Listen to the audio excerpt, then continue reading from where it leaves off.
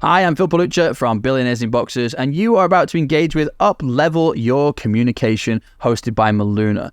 Wow, this is going to be powerful. Communication is at the heart of everything that is good about business and about sharing with your fellow humans, and Maluna is phenomenal at helping you share that message and also interview some pretty special and amazing guests too. Check it out right now. Welcome to Up Level Your Communication. I'm your host, Dr. Miluna Bausch. On this show, I will be interviewing some of the most interesting business people in the world. We'll focus on up-leveling your communication and leadership skills so that your voice can be heard and you can make an impact in the world. Did you know that the biggest reason most people don't reach the level of wealth they're hoping to attain is because they aren't happy enough? My guest today is well known in Japan, and he continues to speak his message of happy money around the globe. He first retired, in quote marks, from a successful consulting and accounting practice at the age of 29 to spend time with his newborn daughter. Mr. Ken Honda is a mentor, he's a teacher, he's a speaker, and author of the international bestseller, Happy Money, The Japanese Art of Making Peace with Your Money. He's been called Japan's Zen millionaire, and it is my distinct pleasure to welcome to the show, Ken Honda. Hello, Dr. Miluna. Thank you so much for inviting me. This is my great pleasure to be with you. Thank you. I was mentioning to Ken before the show, it is my birthday today, at least in the United States. Ken is in Tokyo, so of course here we are communicating. It's already July 4th where he is. But we're both... Yes, happy birthday to you. Thank you. We're both celebrating my birthday, and this is a gift for me to have him on the show. Thank you. My first question, would you teach us the difference between smiling money versus angry or sad money? So I think we know it instinctively when people just pay us, our clients or customers kind of upset, and then they kind of throw the money. That's angry money or sad money. But on the other hand, some of our clients and customers are so happy that we've done something for them. So they say, thank you, Dr. Miluna. Your session was amazing. Ken, your service was amazing. And then they pay us with a beautiful smile. That is a smiling money. And we can feel it. When they pay you, you either feel so happy or like squeezed, So money itself, by itself, it's neutral. But we put a lot of energy onto money. And we feel when we receive and give money. So that's what I call happy money and unhappy money. I love the story that I've heard you tell a couple of times now about a woman, I believe at a networking session, if I remember correctly, asked to see your wallet. Would you tell us your story, that story? Yes, that's a very unique and interesting story. I was at the party in Japan, and at the time, the Japanese people were obsessed with celebrities' wallet. In a magazine, articles, and TV shows, at a talk session, the MC person asked the celebrity, like president of U.S. or Celine Dion or Justin Bieber, when they show up on that show, can you just show us the wallet? And then, do they even have a wallet? And then sometimes, a lot of money in there, nothing. They don't even have a wallet.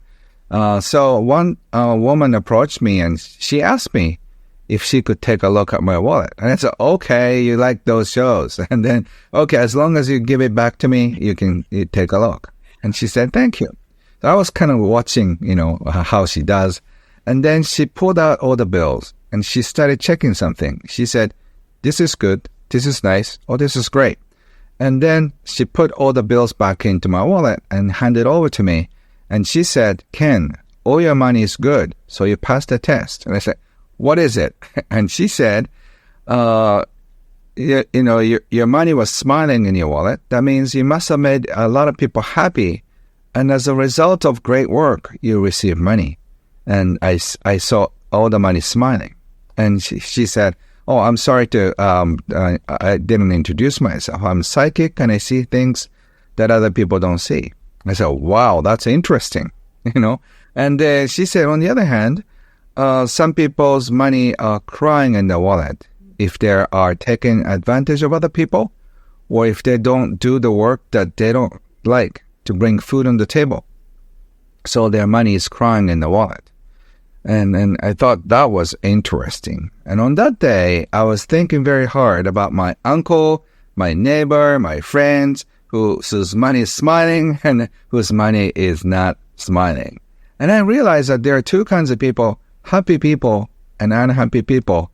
In their wallet, their money is smiling or crying.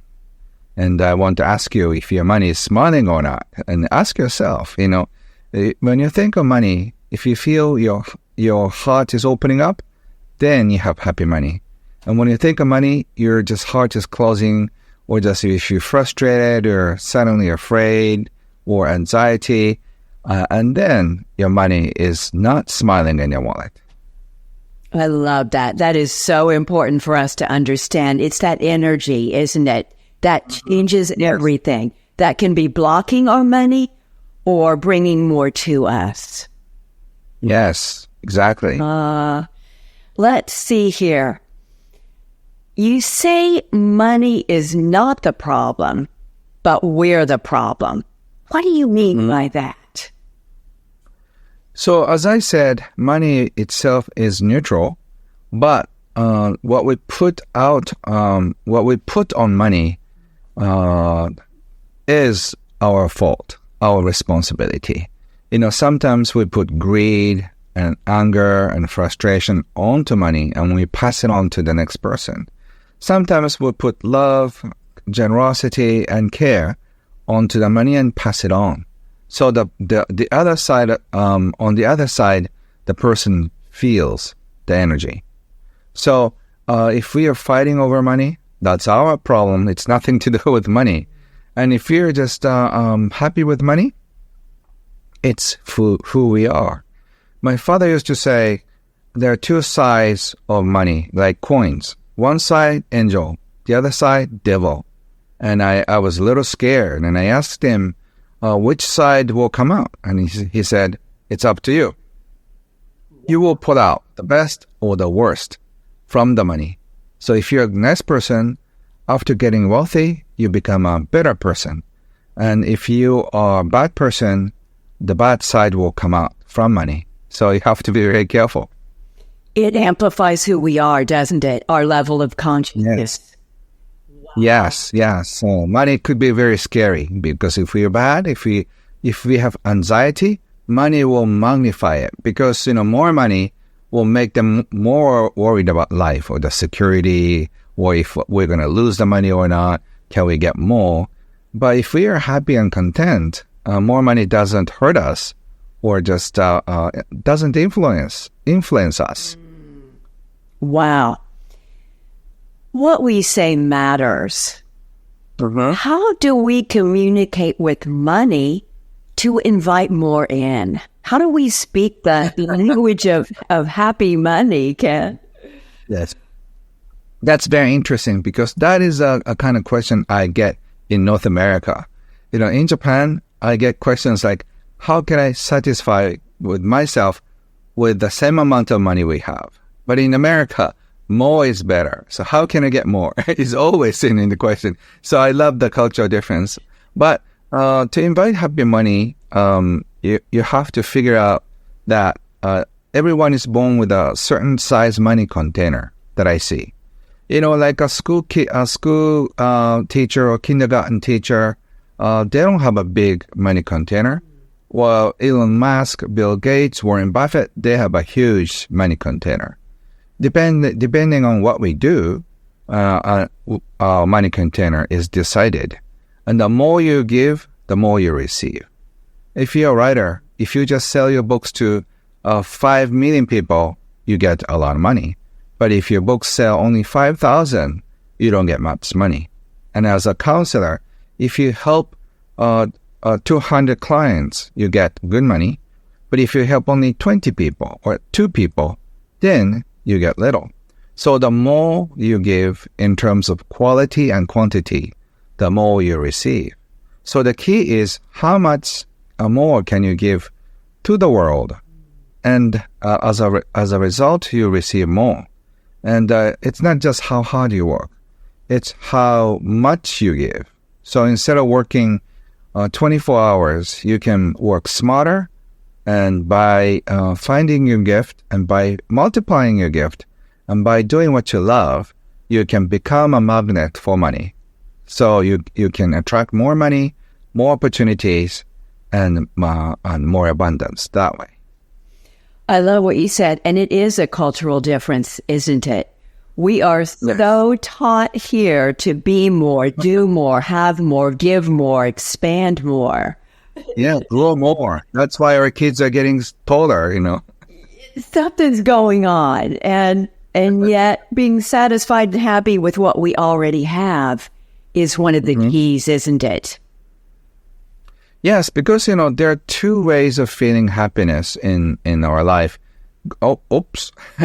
So go ahead. It's funny. Happy birthday. Happy birthday to you. Yeah. Oh, this is a happy birthday for you.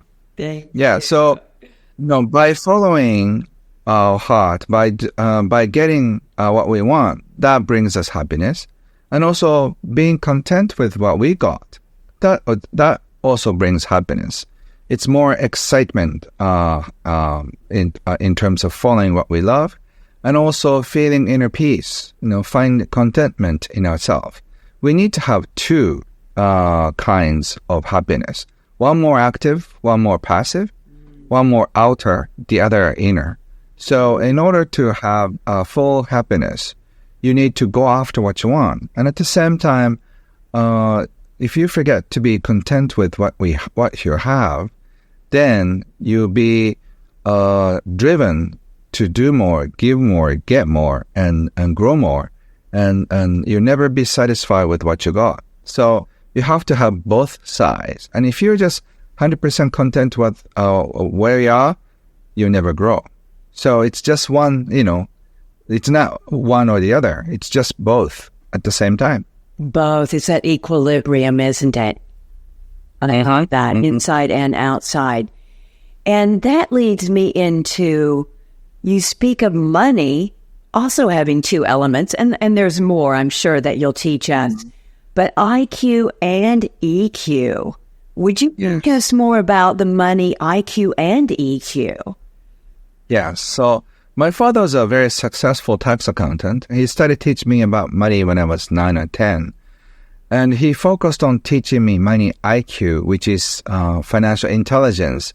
You need to know about investment, how money works, tax laws, and business, marketing, and all management and all that.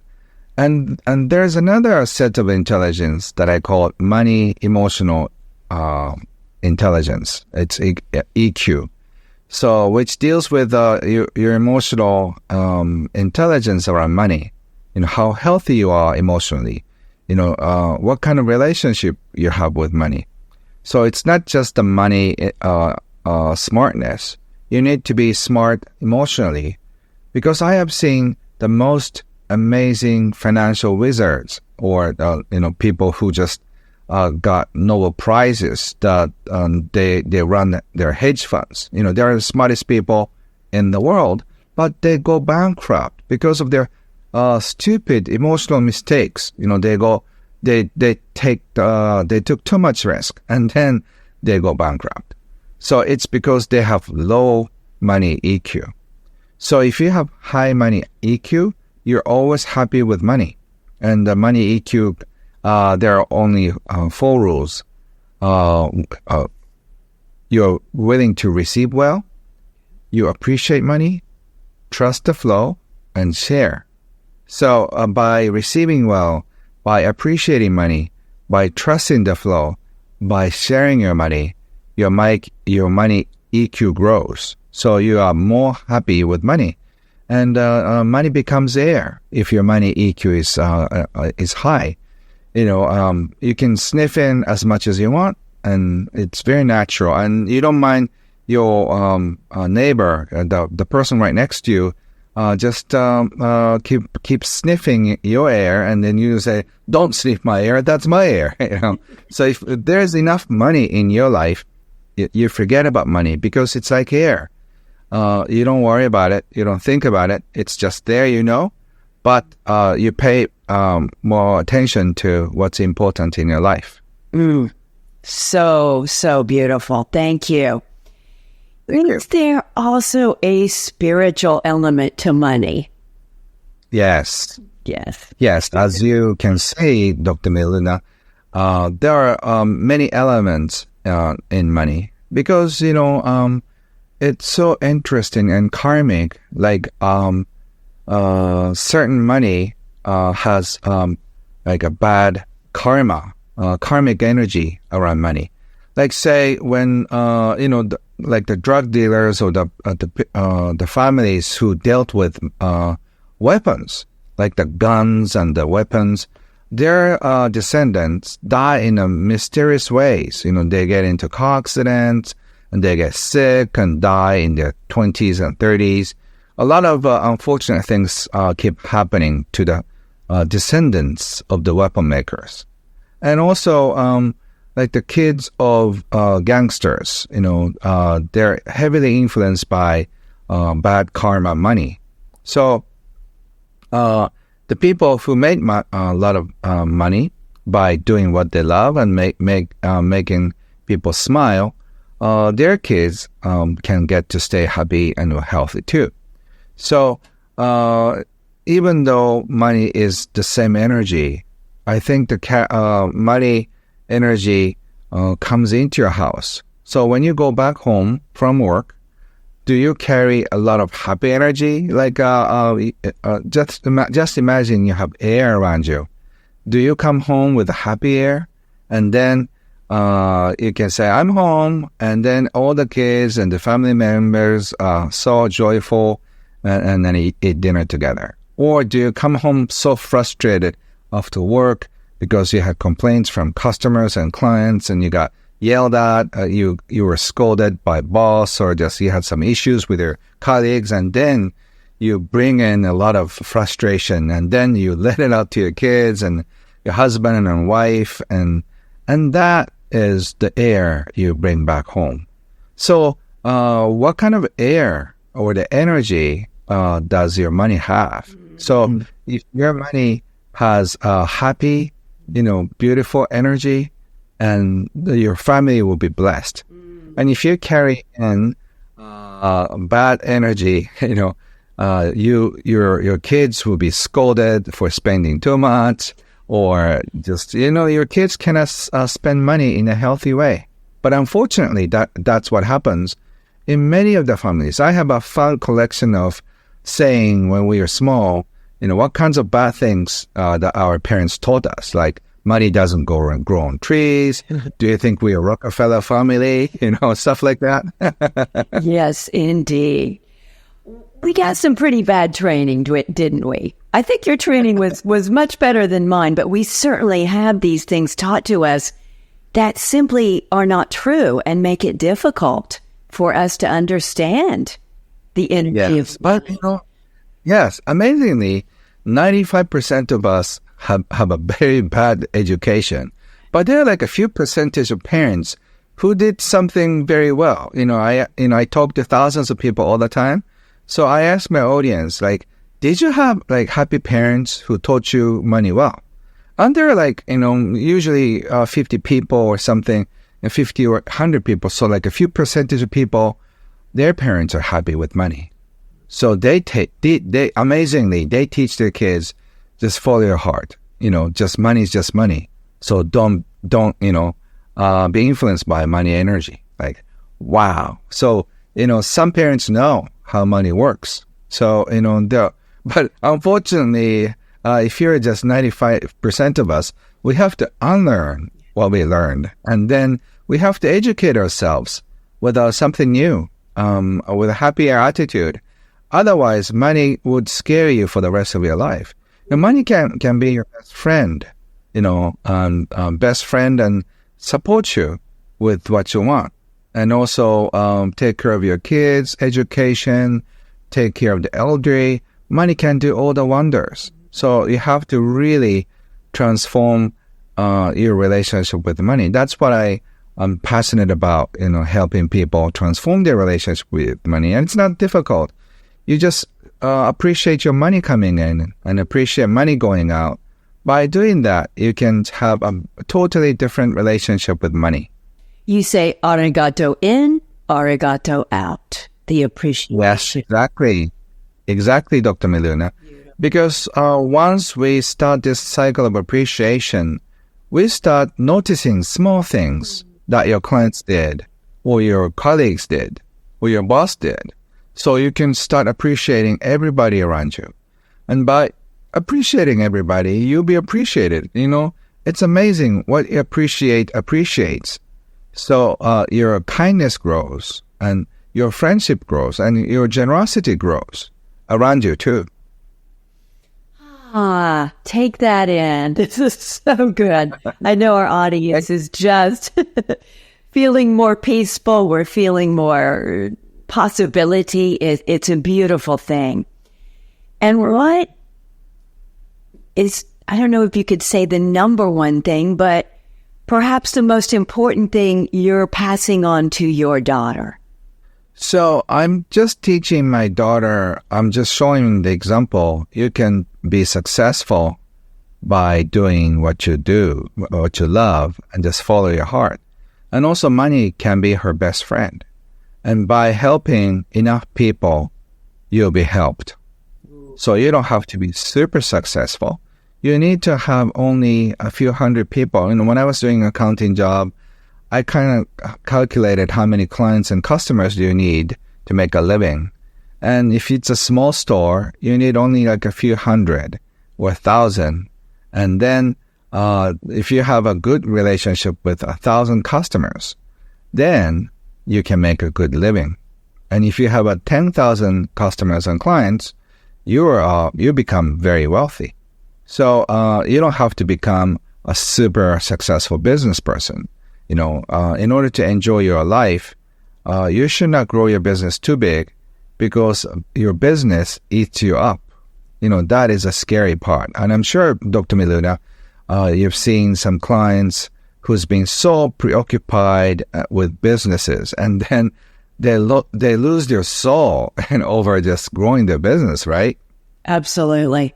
Absolutely. It becomes something else entirely. Their health is destroyed. Their relationships suffer and don't last.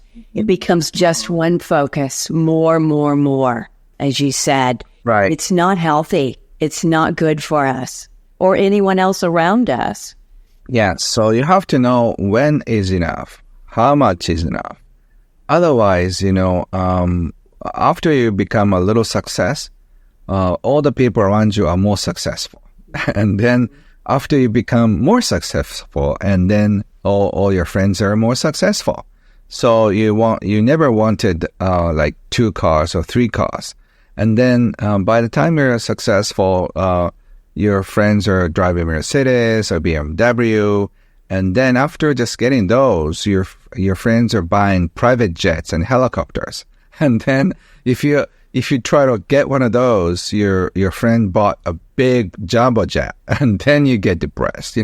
My private jet is so small. So you have to tell yourself. Like that's too small, yes? Yeah, only hold 20 people, where my friend's yacht can host 200 people. So it sounds like a game that's not terribly helpful to play, is it? Yes. So I think everyone is born with a money container. And unless you are satisfied with what you got, you always feel like insecure. You always feel like you need to do more. You have to get more. And then you'll be driven to do more at the cost of your family, at the cost of your health, and the cost of your employees or the people you care about. So you have to know when is enough. When is enough? And figure that out. I know that's one of the ways you teach us. How much is enough for you? What is your definition? I like to say, what is your definition of success? Because it's different for each one of us, isn't it? Yeah. Yeah. So I'm not teaching people what to do or what not to do. You're the one who gets to decide. So you have to define your success in your own language, and it's not mine. Tell us also a little bit more about doing what we love, what we're great at. How can we do better around that and trust that we can have the happy money and be in a happier life by doing what we're good at and love? Thank you. Dr. Miluna, you keep sharing all the great questions. So I really appreciate you for your kindness and generosity and all the time you put into studying my material. I can really feel it. So the key is to find who you are, find your gifts. And it's almost like finding your life purpose, why you're born into this world. And I think every one of us is born with a certain gift or gifts that we are good at speaking or listening, counseling, consulting, connecting, cooking, and making something. We're all good with something. And usually we have 2 or 3 gifts sort of secretly buried in us. So we have to dig them up. Like I have a gift of telling stories, and also I have a gift of making jokes. I always say my name is Honda, but I drive Toyota Prius, stuff like that. So I make jokes all the time because we tend to get so serious about money. So I just make jokes. My secret career wish is a stand-up comedian in New York, from Japan. So I hope I want to do that one in the future. Absolutely. So I'm just multiplying my gift as a teacher and also a comedian and also a healer. And so it's an interesting combination. Also maybe a healer, maybe a philosopher too. I take all the complicated stuff into something very simple. And so I have this Zen monk archetype too. So I have all these gifts combined, and then one and only Ken Honda, because my presentation is so funny, people just fall out of the chairs because they laugh too hard. And also I do a lot of family therapy on my stage, and a lot of people cry like babies because they've never experienced this kind of massive healing around money. The 3 generations of money traumas are released. It's like a dam, dam of tears just break out. And then you cry for your parents, you cry for your grandparents. So that's what I do. So if you find what you're good at, you may be good at listening and cooking and something, and then you just create your own life work, one and only, and then people fall in love with that. Mm-hmm. A lot of people come to my seminar from all over the world. I just don't know why and how they just travel so much for me. But, because I kind of cook only one and only Japanese sushi, that's why they love. So you have to create your own recipe, that you are the only one who can cook. And people are addicted to your sushi, and then you'll be flooded with appreciation and and kind words, and along with all the people, you receive financial rewards as well. So money comes at the end of all the goodies. You'll be meeting great clients and customers. You'll be introduced to many great people. And after doing your homework, by finding who you are, by doing what you love, connecting dots, because all your past experiences are giving you the clue of who you are. So by just figuring out, oh, that's why I was born into this family. That's why I had to struggle in my 20s. That's why I had to go through these terrible relationships. And boom, I'm the only one who can do that. If you can figure out the rest of your life, you don't have to work at all. You just share who you are, and you just find it so much fascination about what you do, and then get so much money too.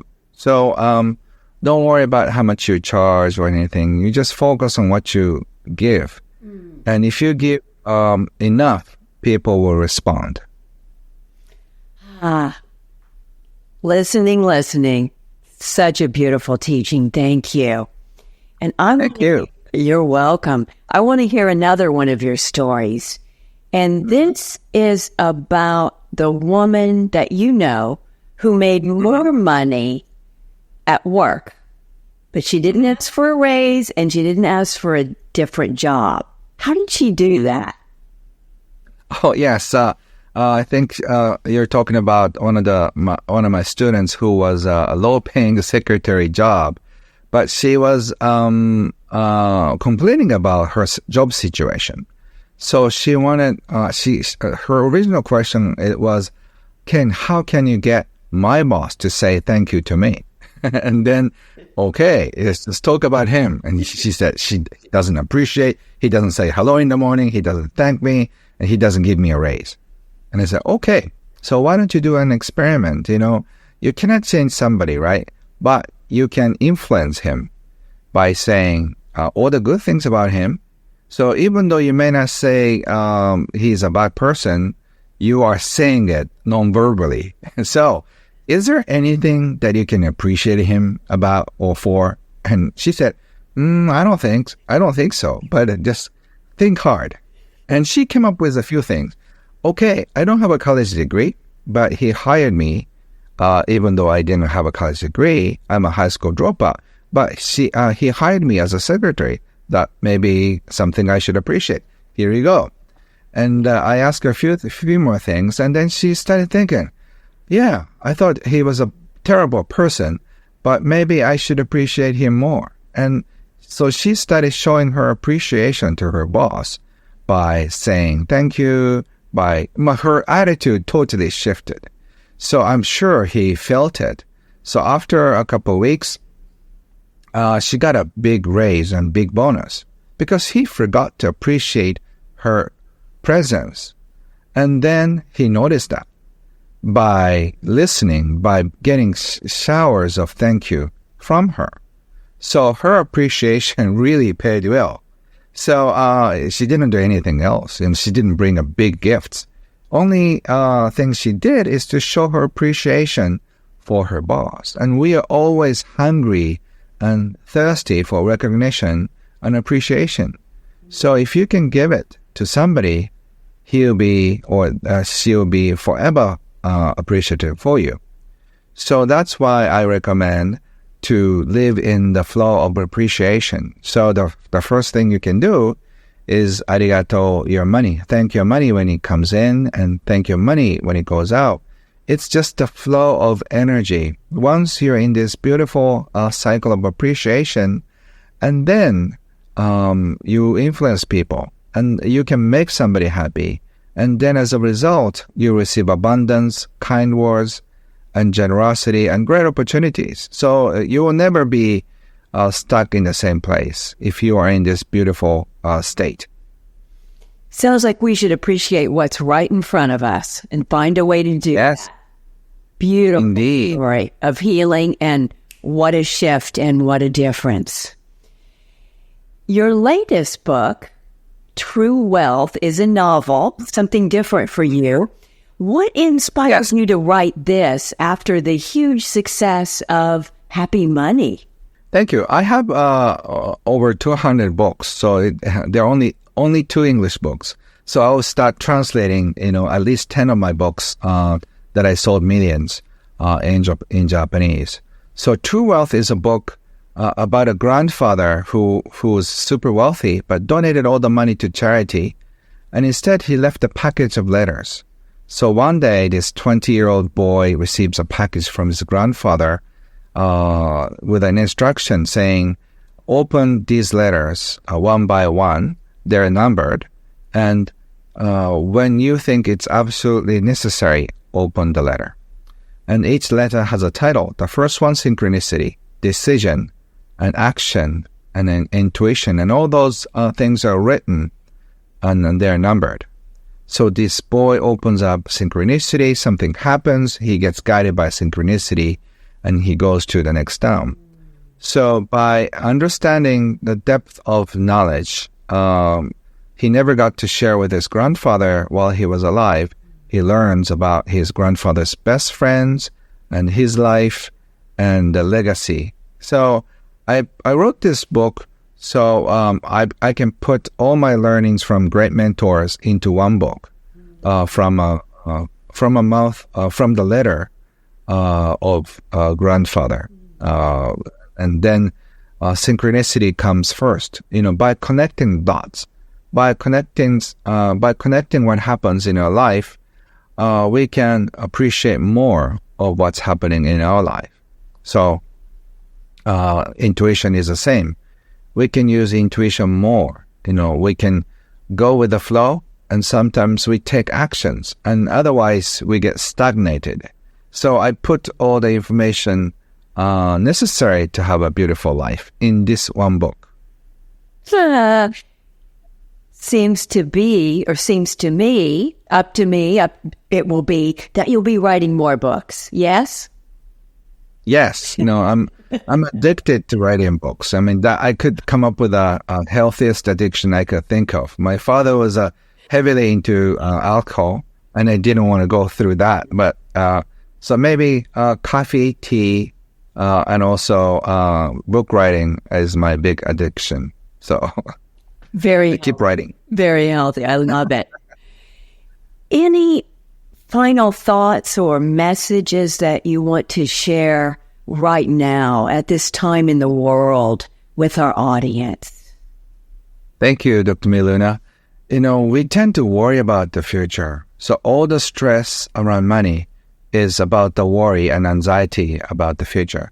So let's trust our future more. We've done things and a lot of things didn't go as we expected, but we're not dead yet. So that means that something good happened too. So most of the things we worry about never happens. So let's trust our future. Life is to be enjoyed. It's not made for suffering. So we can enjoy money, we can enjoy our life, and we can enjoy while we are alive. So we can be more kind to ourselves, and also to our kids, parents, and partner, and clients and customers. If we can be, they say, 10% more kind with each other, we'll have a much better place. So, and I think the first one is us. We can be a little nicer. We're too harsh. We're too critical of ourselves. So we can be gentle with ourselves first. And then if your happiness kind of overflows our cup, that would be great. A better world. You can feel that. More kindness towards ourselves, everyone, including all life in that. What a beautiful thing. Let's trust our futures more. Folks, you heard it here. The happy money guy, Mr. Ken Honda. How can we reach out to you, engage with you? What's the best way? Thank you. You can find all the information at kenhonda.com, KENHONDA.com. We started the Arigato Living Community, which is the international community to learn about happy money. A few hundred people from all over the world join. And I teach online in English too. So hopefully I'll meet you in person too. I'm going around the world again next week. So hopefully along the way, visit the US too. So I'd like to see you in person. So thank you, Dr. Miluna. And I'm sending all the happy energy from Japan to all the people, the viewers and listeners. I'm receiving in the U.S. Folks are receiving around the globe as they're watching this program. Thank you for the honor of being here with us. I will say arigato and thank you so much. Arigato. Folks, don't forget to stay tuned for the next episode of Up-Level Your Communication. Be well and think of your money. Happy money. Money. Thanks for watching.